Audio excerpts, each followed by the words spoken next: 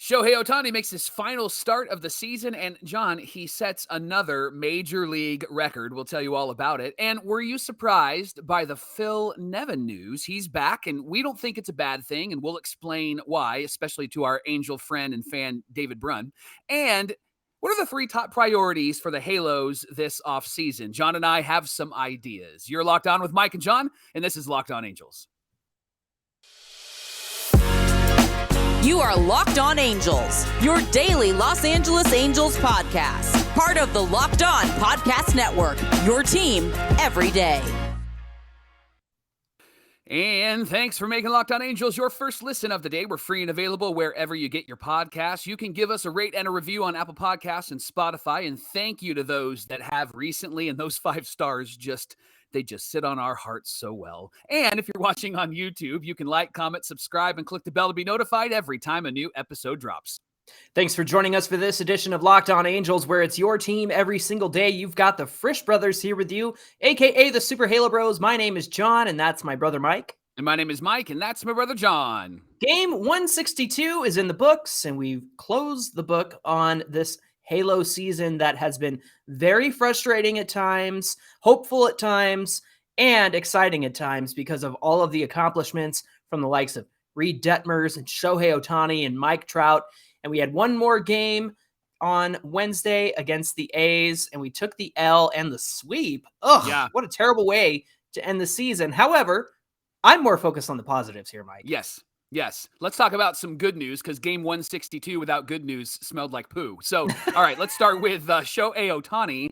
He started this game and became the first player ever. That's just going to be, that's his new last name. Yeah. Ever, right?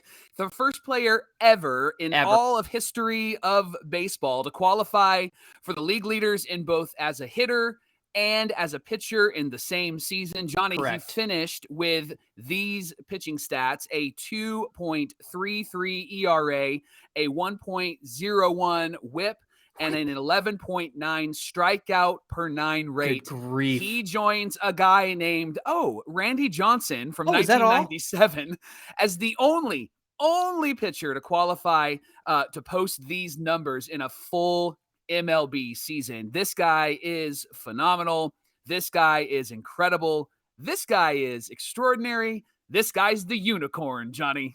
He's the only one to ever do it, Mike, and that sounds like AL MVP type stuff right there to me. Speaking of AL MVP, how about 3-time AL MVP Mike Trout with what he did on Wednesday? Mike Trout is the 6th player all time to record a 40-plus home run season in 120 fewer games this season.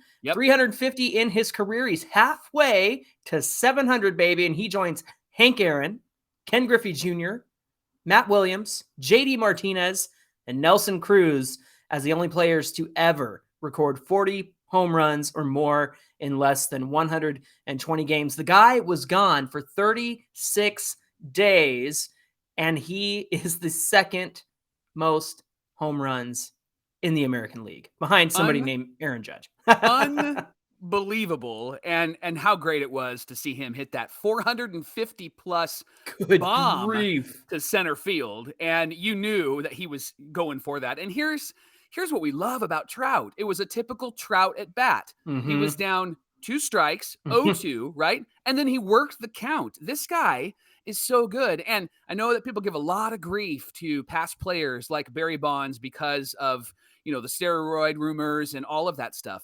The thing that steroids doesn't do, though, is give you a good batter's eye. And Barry Bonds was great at the plate. I mean, the guy walked all of the time. And what Trout has going for him, and why I think Trout is always going to be consistent until the end of his career, is his eye at the plate, John. Yes. And he does that so often. You remember back in the old softball days when you and I were playing softball and we would swing and miss after the first 2 pitches. And then we'd get nervous and we'd get sweaty and we'd get anxious. And then we weren't sure we'd make contact, right? Trout doesn't. He's a major league baseball player with major league pitching. And when he gets down 0-2, he's just getting started, Johnny. I don't want to talk about our weekend softball career. That's just something I'd like to You were forget. good. Come on. You were good. I didn't get MVP in the championship game. I'm still bitter about that. We need to have a segment about that because you were robbed. When you go, hey, listen, Locked On fans, when you go 4 for 5 and knock in 5 runs and get a triple, and the other guy went 2 for 5 and made one great defensive play, don't you think that you should win the MVP? I'm still bitter about that. And it was like 36 years ago, wasn't it? Mike, next time we're going to see Mike Trout, it's going to be in the World Baseball Classic in March. And of course, there's talk of Shohei joining Team Japan. Could we get Mike Trout versus Shohei in the World Baseball Classic? Look, that would be fun. I'll take any matchups like that in the World Baseball Classic. I want to see Shohei against some of our guys. That would be so much fun to see. Hey, I got to give a shout out to the fact that Stephen Vogt in his last career game got that home run. That was pretty cool. Zach Weiss gave him a 94-mile-an-hour cookie right down the middle, and he took advantage of that cookie, and he hit it out. And so he just had himself a great game. His kids got to introduce him when he came up to the plate. I just love stuff like that, and that's the kind of game it felt like on Wednesday. Was just good vibes all around, good feelings all around. Kurt Suzuki and Stephen Vogt brought out the lineup cards to the umpires. Suzuki took over managing the game about halfway through, so that was pretty cool to see. So he's definitely him. It is. Yeah, I don't know if this actually counts against Phil Nevin's record. Actually, that's kind of funny. But all that to say, it was good vibes all around in this game, and I think it was just, even though it was a loss, it was great to see Ohtani qualify. He went 5 innings, only gave up that 1 earned run, and then had the blister issue. But he tells them, "Hey guys, I'm dealing with a blister here. I'm kind of, it's making it hard to pitch." And they say, "Well, can you finish the inning?" And he says, "Sure." So what does he do? He throws 3 straight sliders for the strikeout and gets out of the inning. That was just fantastic. Finish this up real quick, and then we can get off the field here. We can wrap up this blister. I'll just use a pitch that won't mess with my blister. So he throws 3 sliders, and that's what he does. Just incredible. There was a pop-up that Shohei induced, and he didn't even look back. It was like, in the movie scenes when something is exploding and the person's walking away from it in slow motion. That was Shohei with that pop-up, right? Yeah, he's walking off the field. Yeah. He was walking off the field, didn't even look back at the pop-up. And then the funny part was Fletcher and Duffy and somebody else almost collided trying to get that, but Fletcher got it down. So just a fun game, a good way to end the season in terms of what the individual players were able to accomplish. And then we got some news, Mike, about Phil Nevin that we're going to get into in here in just a minute. But to wrap up 162, let's put 22 behind us and focus on next year. We have a lot to say about that coming up. And coming up on Locked On Angels, what should be the top 3 priorities for the Halos this offseason? John has 3 thoughts, and I have 3 thoughts, and we're going to share those with you. But first, Locked On Angels is brought to you by Bet Online. If you haven't been to Bet Online yet, they're your number 1 source for all your football betting needs this season.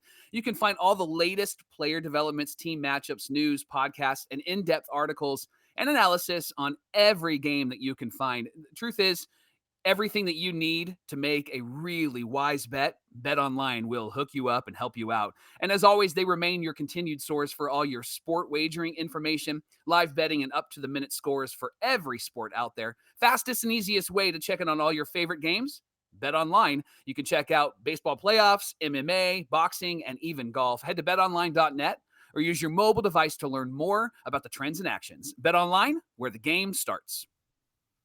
We want to thank you for making Locked On Angels your first listen of the day. And the first thing that came out yesterday was the news that Phil Nevin was signed to a 1-year deal for the 2023 season. He will be the manager for the Angels next season, which was surprising news. But after thinking about it, it wasn't all that surprising when you consider the circumstances. But let me just say, when they were interviewing him about that, he was talking about how excited he was and the people he shared the news with, and how he was nervous when he got called into Perry Manassian's office, but then realized, oh, this is good news. So that was great to see. And he got emotional, Mike, and that meant a lot to me because it shows that Phil Nevin cares. I think they've been through such a difficult season, and I feel like he did a great job in helping these guys get through the season. So it was just, I think it's a great choice. It's a get me over kind of season, considering that ownership is in flux. It's an uncertain, And if it's a 1-year deal, there doesn't have to be any awkwardness in terms of, hey, he's got 2 more years on his contract, but the new owner wants to go a different direction. It's 1 year. He can finish out that contract. Even if he were in some situation to be cut short next season, I don't think it would be too bad of a situation, but let's hope he gets a full season to work with. Yeah, I think this is a good move for a couple of reasons. One, Mike Trout seems to really like Phil Nevin. And what That's Mike important. Trout wants, Mike Trout gets, right? And it seems like Shohei Ohtani really likes Phil Nevin, and Taylor Ward really likes Phil Nevin. In fact, Trout was quoted, and this was a tweet. He said, Phil's been doing a great job. He takes care of his players. He's doing a good job with managing. He's fun to play for. This was before they actually announced that he signed on again. And there was some conversation with Trout, and I believe it was Sam Blum, where Trout said that the organization has approached him on some of those decisions, which I think is a great move. And you know that conversation with Trout is probably one of the easiest conversations you can have with a superstar, because the guy is very much let's do what's best for the team. Yeah, let's figure this out, right? Like, he's not going to have this ego in the game. At least he hasn't portrayed that publicly. And I don't think that's different privately. I think he's a pretty humble guy with the way that he's interacted with the fans and all of that stuff. I really like this move. At first, I was like you, where I was like, And then my phone blew up from everybody that was texting me going, hey, what do you think? What do you think? What do you think? I just started saying, I need some time, so listen to the show. So after processing it, Johnny, I feel the same way that you do. And with Trout being excited and the players being excited, I like this. Nevin's been a really good motivator for these players, especially for the younger players. And we've talked ad nauseum about Jose Suarez and some of the young pitchers, but it seems like Phil really has a great relationship here. And what I really like about this is it's an opportunity for Phil to have a clean slate. He's not inheriting somebody else's team and somebody else's philosophy and just trying to hold things together. Right. So some private information about me. So about 5 years ago, I was in a situation where I had to become the interim pastor at the church that I'm currently at. And it was from a really heartbreaking situation. And my plan was just to be the interim. And so then the conversation came to, hey, what if it would be Mike? And I remember saying to them, don't hire me because it's convenient. Hire me because I'm the best person. And I think in this situation, I think Perry looked at it and went, with the flux uncertainty of ownership, the flux uncertainty of what we're going to be able to do this offseason, we need some stability. And we saw the Angels really fall apart when Joe Maddon left, and they were already falling apart. Right. And I think that they really love Joe. And so having Phil take over and kind of grab both ends, like organizational and players, and hold and manage that tension. He wasn't able to resolve it, and I don't think he could have resolved it, but to manage that tension was great. And then one of the things that you pointed out, and you tweeted this out, and I'd love for you to share it, is Phil Nevin did a pretty good job with the cards that he had in his hands. And would you share the tweet that you sent out yesterday about what Phil Nevin was working with as he was managing this season? Yeah, so we have to consider the fact that Phil Nevin went 46-60, so 14 games under 500 in games that he managed. But listen to this. That record comes with 36 days of no Mike Trout. Right. His closer was traded at the deadline. He had an injured first baseman trying to play. He had a third baseman who was not playing in Anthony Rendon. And how many quad A players were starting games because we had nobody else? Rojas. I can go down the list, right? So any issues that the Angels have had is a front office / depth problem, not a Phil Nevin problem. It was not his fault that his record is not better. And I believe that because, like I mentioned, 36 days without Mike Trout. I mean, you win 12 more games probably at the minimum with Mike Trout in the lineup. And that leaves 24 more days of what could be up in the air in terms of wins and losses. The other thing I'll say, Mike, is I did a tweet a couple of days ago, and you can find it on Super Halo Bros, and I shared it, and it is what happened with Mike Trout getting pitched up and in since the fight with the Mariners. It was so good. Phil Nevin stood up for his guy. It showed the Mariners and the rest of the league that he wasn't going to put up with people throwing up and in to Mike Trout and risking hitting him in the head. And so that's when the brawl broke out in June. And so I looked at the stats. I looked at how many pitches that Mike Trout was getting before and after the brawl that were up and in. So kind of that top left quadrant, if you're looking from the catcher's perspective. And the number of pitches went down. The percentage of pitches relative to the rest of the zone was slightly higher after the brawl, but as far as number of pitches, those have gone down since that brawl. So lesson learned from the rest of the league that you don't throw into Mike Trout. You don't throw up and in. Now, I know it was costly. It cost Phil Nevin 5 games. Archie Bradley doesn't know how to climb a fence, and he hurt his arm doing so. And, it cost it cost Nevin 10 games, and it cost Anthony Rendon 5 games. Raisel Iglesias got suspended. So I understand the outcome of that was not ideal, but to send a message the way that he did, and Mariner fans are still crying about it. The Seattle LOLs, Mariners that's what I'm going to refer to them now, by the way, is Seattle LOL. Got it. They're upset still about this, and they were saying, "Oh, the Angel fans brought back Phil Nevin." And I said, "Yeah, we're pretty happy about it, considering the fact that these are the things that he had to deal with, and this is what happened." And honestly, I think Phil Nevin is probably the best for the job. He needs some consistency. I think he's done really great with the young players, as you mentioned, giving encouragement to Jose Suarez to stay out there and get out of the inning. And he's been around the team enough to where the guys like him, and that's the most important thing. If Mike Trout likes him, if Shohei Ohtani likes him, if Taylor Ward likes him, Jared Walsh, he's hard-nosed in the way that he needs to be, but he's also a great guide to these young players, and it's awesome that he's getting a clean slate, an opportunity to win, and hopefully the front office puts the right pieces in place to help him succeed next season, because I think he's managed fairly well. I know there's a couple of bullpen decisions that may have been tough, but when all you have to go to is Aaron Loop and Ryan Tepera and Jose Marte, then you're going to run into some issues. But at the same time, he let the starters start. He let them finish. He gave them clean innings. He brought in bullpen pieces during clean innings. He wasn't bringing in guys when there's 2 runners on base and yada, yada, yada, which we saw a lot with Joe Madden. And so I've liked what Phil Nevin has done. And I think people are upset. If they are upset about it, they think it's more of the same, but it's not going to be more of the same when you start at 0-0, 0-0 on your win-loss record. Like, give the guy a chance. Let him see what he can do with a fresh slate. Well, today is the first day without regular season Angels baseball. But, John, there is so much regular news that we're going to be able to share during the offseason, because there's a lot happening with this team. As we just mentioned, Phil Nevin is now the manager for the next season. Shohei Ohtani signed a 1-year, $30 million deal. There's going to be conversations about, are they going to, give him a long-term deal and all of that stuff. Plus, we got the WBC coming up, and there's a lot. So you and I decided that we were going to put pen to paper, and we were going to write down the top 3 priorities that the organization needs to focus on this offseason. So let me start, and then you can respond, and then why don't you share and I'll respond to you. So here's my top 3. Number 1, Perry and Phil need to be on the same page. They need to align to a vision.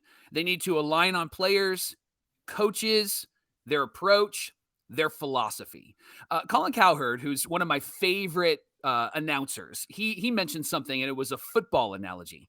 Cowherd actually said, when he was talking about our favorite team, the San Francisco 49ers, that Jimmy Garoppolo, even though he drives us nuts as a quarterback, Jimmy Garoppolo is perfect for Kyle Shanahan, because what Shanahan wants is somebody as a quarterback to do exactly what the playbook says.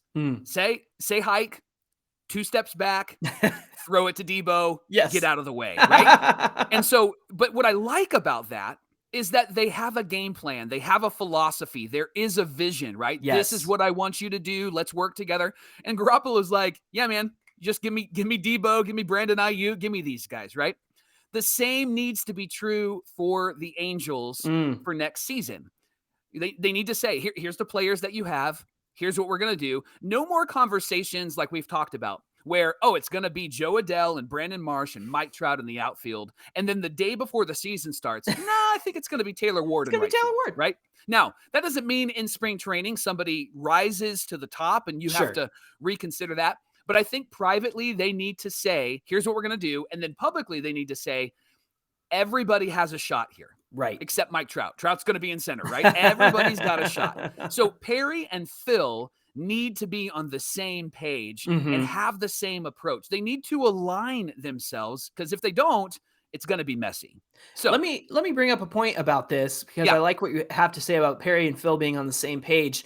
When Joe Madden started to speak out about how he was conflicting with Perry about the bullpen usage and things like that, and analytics and things like that, Phil Nevin, this is probably politics on Phil Nevin's part. You don't want to say anything bad, but Phil Nevin was like, I've never had a problem with it. I think the information that we get is helpful and valuable. And I think that's key, Mike. I think that this GM needs somebody who's going to listen. And I think Perry Minasian is bringing Phil Nevin back because he's proven to listen. And I think that they'll have success. I think that they have a good strategy going. And I think Perry Minasian sees that Phil Nevin is willing to take the information that they have, make use of it in the field and in the game. And I think that Perry Minasian sees that in Phil Nevin. Yeah.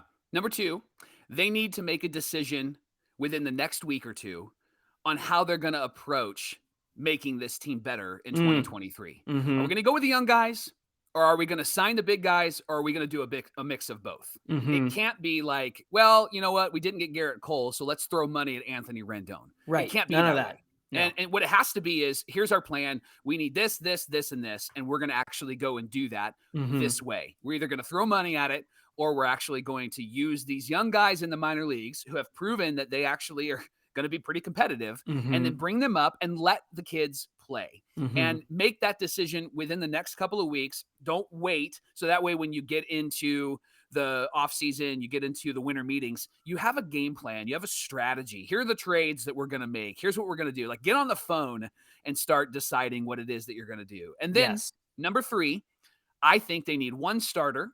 I think they need a left fielder. I think they need a shortstop. And I think they need 2 back of the bullpen pieces. Ryan Tepera and Aaron Luke cannot continue to be those guys. No. Those guys are going to be maybe 5th, 6th inning. Now, they did improve with Phil Nevin, probably listening to Perry on how to use them, right? And listening to us. Right. That's really what it was. They need one starter, a left fielder, shortstop, and 2 back of the bullpen pieces. Now, if they throw money at it, great. If it's the young guys, great. And you're going to bring up some of those young guys in a minute. But that's what I think they need to do. So just to recap, Perry and Phil, let's get on the same page. You need to decide how we're going to make this team better. Young guys, or we're going to go spend money, or a mix of both. And we need one starter, left fielder, shortstop, and 2 bullpen pieces. Those are the 3 priorities that I think that Perry Minasian needs to focus on this offseason. Let me give you my 3 priorities. The first one is you need to create depth through signings and opportunity. What that looks like is, in left field, you have Joe Adell as your 4th outfielder, because if you lose an outfielder, you have Joe Adell to step in. In the infield, you need to sign a proven infielder and roll with Soto, Rengifo, Fletcher, and that new infielder.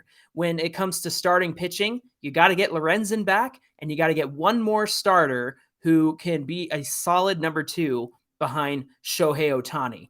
The bullpen. I know that we always say you got to get proven arms for the bullpen, but you know what? Aaron Loop and Ryan Tepera were? They were proven arms. Right. They had Aaron Loop had an ERA under 1 in 2021 with the Mets. So what the heck happened? So proven arms, you can throw money at proven arms in the bullpen, but either way, I think you're going to have to figure out who factors into your bullpen, whether that's young guys or moving some people around. Maybe you give Chris Rodriguez a chance, or Griffin Canning. Maybe you bring up some arms like Sam Bachman or Ben Joyce, those big back of the bullpen arms that are going to help you out. So again, I think creating depth through signings and opportunity, sign the right people, and give opportunity to the guys that deserve it. The last thing is maybe a first base platoon. I know that a lot of people have said, could we split time between Jared Walsh and somebody like Josh Bell or Trey Mancini? And I looked up the stats.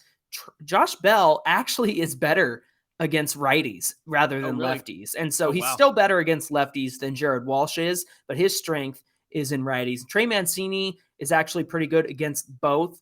So either one would be a great option. Brandon Drury, I think, would be the best option because that guy can play third base, shortstop, second. So give him a ride at first base. And then that is also depth, Mike. It's not a big flashy Trey Turner signing. It's not Dansby Swanson. It's Brandon Drury. And he's somebody who could play all over the infield because you already have some pretty solid infielders in Rendon and Rengifo and Fletch and Soto. And if those are the guys that you're rolling with, get one more to supplement that infield. And I think Brandon Drury does that really well. So again, create depth through signings and opportunity.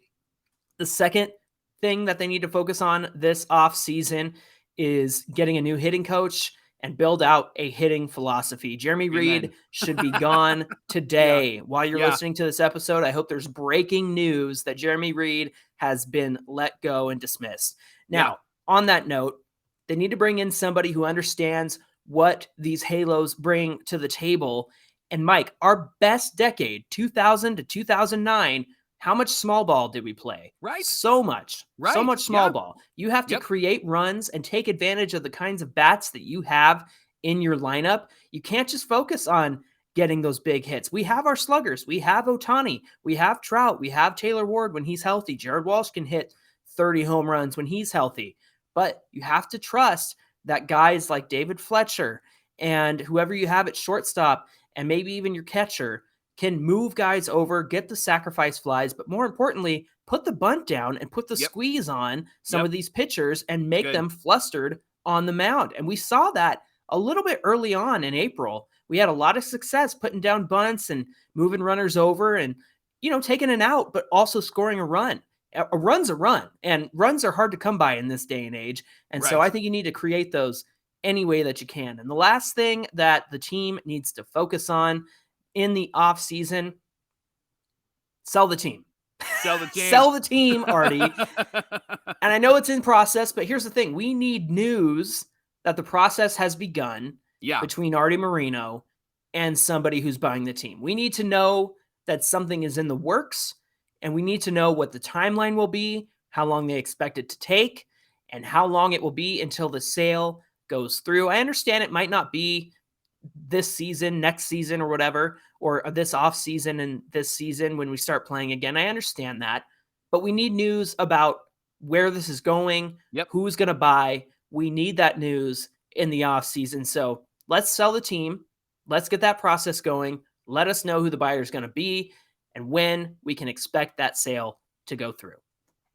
Thanks for making Locked On Angels your first listen today. Now make your second listen, the Locked On MLB podcast with our friend Sully. He brings humor, passion, and his unique perspective on every team, and he'll share some of the biggest stories from around the league. You can follow the #1 daily league-wide podcast, Locked On MLB, on the Odyssey app, YouTube, or wherever you get your podcasts.